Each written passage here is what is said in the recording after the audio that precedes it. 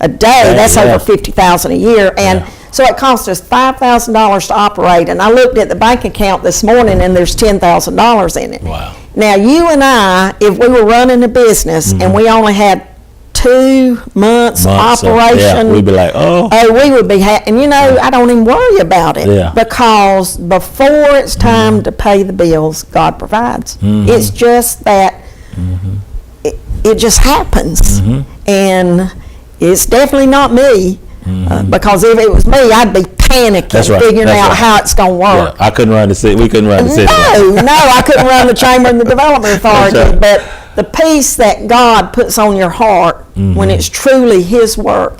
And Angie and Vernon Talkington with the Hope Center taught me so much when I went and talked to them about this. And they said, Joanne, you just pray and have faith, and God will provide. And He has. Well, that's a blessing, I tell you. Well, we're going to take our last break, and I'm going to let you come back with some closing statements and any other things you want to share, and any opportunity that you want to give out there to people that might want to contribute and give to the ministry, because I think it's a worthwhile endeavor. So we're going to take a break after these messages.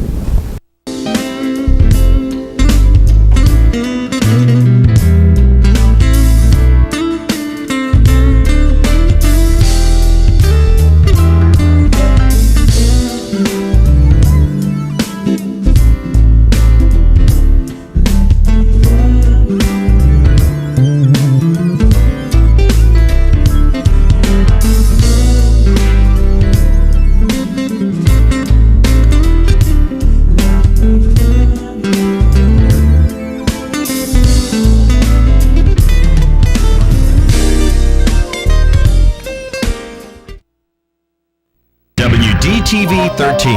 Programming is sponsored by Roscoe Allen Jr. and Gubus Modular Buildings in Osceola, Georgia. We proudly support local programming on WDTV 13. American Truck Parts Incorporated, a proud sponsor of WDTV 13 programming. Vickers Audio and Glass Tinting, supporting our local programming on WDTV 13. Storage Solutions, etc., locally owned and operated and located at 1010 Bowens Mill Road, Southeast in Douglas. Harper & Company Builders, serving Douglas and Coffee County for 29 years.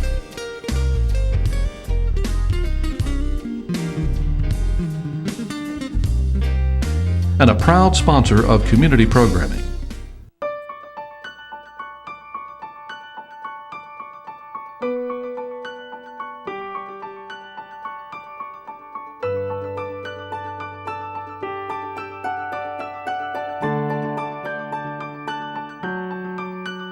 You're not who you used to be, and neither are we. With a caring staff, experienced doctors, and the most advanced technology, Coffee Regional Medical Center in Douglas, Georgia is better than ever before. We're back with more Douglas on My Mind, and once again I have Joanne Lewis with us, and she's talking about Stillwater's ministry, and we've been sitting here discussing, and it's kind of like we're about having a church revival here. I know. I'm about ready to I'm going to stand up and sing hallelujah before we leave, Terrell.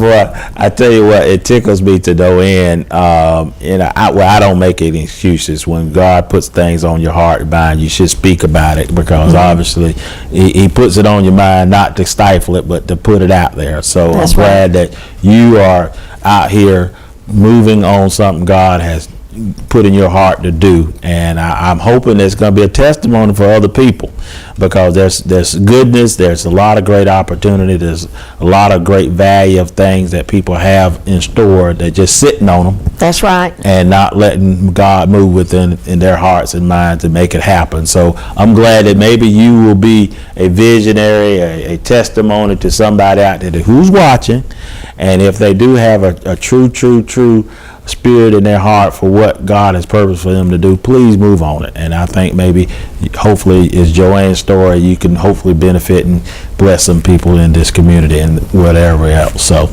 you want to talk to us a little bit more about any other things that you want to share with the viewers about your ministry and other things you got planned for the future in regards to Stillwaters that we might want to hear about coming down the pipe? Yeah, Terrell, I will. You hit on a high note, though, about the community, what your passion is. You know, I have been fortunate over the past 30 years to have jobs that I love because I have so much passion about my community. I want it to do good. I want to be in a job every day. I get up and go to work because I'm making a difference in the lives of the people. And Still Waters' passion came from me being in the trenches with my family and drug addiction and crawling out of those trenches with God's help. And it gave me a real passion. So everybody's got their own passion, whether it's childhood cancer or battered women or whatever it is. So I do encourage people to follow their passion and have faith in our God to help us get success, because that's what makes a quality community. And we do have other plans at Still Waters. We're full. We have a waiting list of people to come in. But the biggest challenge we have, like you and your business and everywhere, is financial. Right. We do get a lot of donations, and we use Second Harvest to help us with non-perishable items. But the perishable items like milk and eggs and meat and fresh vegetables and fresh fruit that's healthy for people to eat, that's very expensive. It is, as well as cleaning products and washing the powder. And you think how many loads of clothes 15 women do a week. So we do have financial challenges and light bills, and it goes on and on. So anybody that wants to give, we would take anything, because we've never had one thing come to our front door that we couldn't put to good use. So whether it's time even for volunteering, our schedules are full up until May, and we do once a month. Each month we have Tuesday, Wednesday, and Thursdays, we have someone from different churches that come in and do Bible studies, and we can rotate those out, so we get different churches that come in and help us with that. We have a group coming tonight, someone that can play the piano, and we've got hymnals just come and sing, and they're bringing soup and sandwich and just going to share with the girls and be there with them to be a positive influence. Prayer. Oh my gosh, prayer. We need prayer. And we need a bigger facility. There's 11 acres of land out there, and I would have never dreamed I would be 8 months in to the acquisition of the property, only 3 months into operation, and saying we need to expand. But I really believe we have a tentative offer for a new facility on site. It looks like we may have a house that can be moved to our property, but it's going to cost about $25,000 once we get it out there to get it reset and ready to go. So if we do that, we'll step out on faith and hope it'll open the doors for another 10 or 12 women. So I can see, not with me, but with God's help, I can see Still Waters growing, and Still Waters came from the 23rd Psalm. He leadeth me by the still waters. He restoreth my soul. There you go. And that's what we're all about. So I see we're only in the birthing stages. I can see in a few years, you may have a facility out there to be able to house not 15 but 50 women. And I don't want to be there to run it. I definitely am going to be retired. But what a blessing God has given our community to restore the lives of women and their families, and to help our community have better workers, better employees, and just be a better community all around. Amen. Well, and I'm glad you mentioned that, and we'll go to your real full-time job, EDA. And one of the biggest challenges, we talk about this, as a matter of fact, we talked about it at the last BEST retreat, which is building economic strengths together, where all of our community people come together, leaders and so forth from all different occupations and different fields, to talk about what are some of the things that are going to help Coffee County grow as a community, as a county, so forth. And one of the things is helping people but with employability. That's right. And whether it's educational attainments or skills or things of that nature, but also too just to be employable. That's and right. One of those barriers to be employable is sometimes this drug addiction, this drug issue. And matter of fact, a young man that I'm aware of, tragic situation, lost a job because he had to go take a test. drug test and didn't pass. So it is pretty pervasive, and we need to help people get to a point that they can restore their lives and have the ability to sustain their lives so that they can help themselves and help the people in their lives, such as their children, the husbands, or their wives, because that's so critical, and that helps pushes the water up. That helps push the water up so we could all float. We could all be on the same level to some degree. And that's challenging because, like I think you said, Danny, struggle with trying to understand how people, I too have family members who've gone through that, and being a probation officer, seeing people's lives destroyed and not feeling that they can get back on their feet. And that's the critical thing. That is, getting back on your feet. Once you feel that you've fallen down and you let yourself and others down, you get into this, I call it depression. Yes. And it is more than just I'm sorry or whatever. It's a mental and psychological thing that sometimes you just can't snap your finger and get over.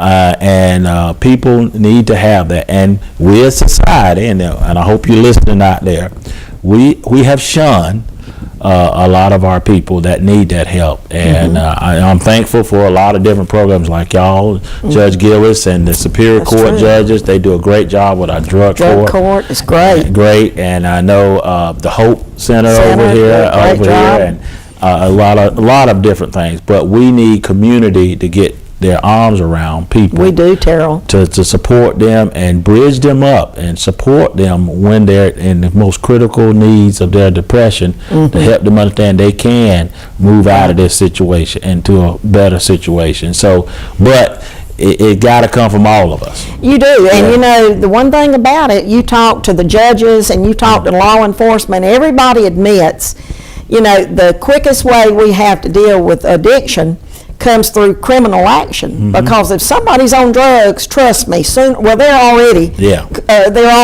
committing a crime, and then the things they do to get those drugs makes it even worse. But you're not getting rehabilitated in jail or in prison. It's not their fault. That's not what they're there for. But somehow our community has got to get a better hand on the rehabilitation and the restoration process of the individual to get us out of this slump. Right, and I think I'm charging the churches that are looking at this. And matter of fact, we got a meeting tonight with some of the churches about Great American Cleanup, and I'm gonna try to sell that aspect as well too. But I do think we as churches in general, we have over 100 plus churches here in Coffee County. That's right. If we all 100 plus churches help and looked out for our brothers, reached out to them to help them restore, get back to a level that they can hopefully not be in that state of depression. Maybe that's right. We can bring people back up to a level that they can hopefully move on with their lives. So please, if you have not tapped into Still Waters, if you definitely want to know more, I know she's going to give you the number that you can call and get some insight about what you may be able to do. And definitely females in this community need your help, need your support. They are the glue that keeps us all together. And I got 5 sisters, 3 daughters, 1 wife, one mother-in-law, 1 mother. So God bless you, God bless me.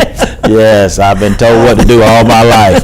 But anyway, I do think the female is the glue to our community, and we need to help them be restored just as much as the male. So we definitely need this ministry in our community, and I hope y'all many blessed success. Thank you, Terrell. And we appreciate you. And Joanne sometimes gets, and I'm gonna say this while she's sitting here. Go ahead, I got tough skin. Yeah, no, it's good. It's gonna be good. I hope it's gonna be good. She gets a lot of arrows thrown at her because of her fortitude of taking sometimes risks that we don't think are calculated risks or very, shall we say, beneficial to the whole. But, that's what it's all about, being a leader. And sometimes in regards to that, people are critical of you and your leadership. But if not you, who? Yeah. And I appreciate you being a leader in this, even though you went kicking and streaming a little bit. I did a lot. And you take you to the valley and get your understanding. But at the end of it, you listen. And that's what it's all about being a great leader. And we appreciate your leadership Thank and you, your Tom. vision, and we hope that you have many, many blessed opportunities with this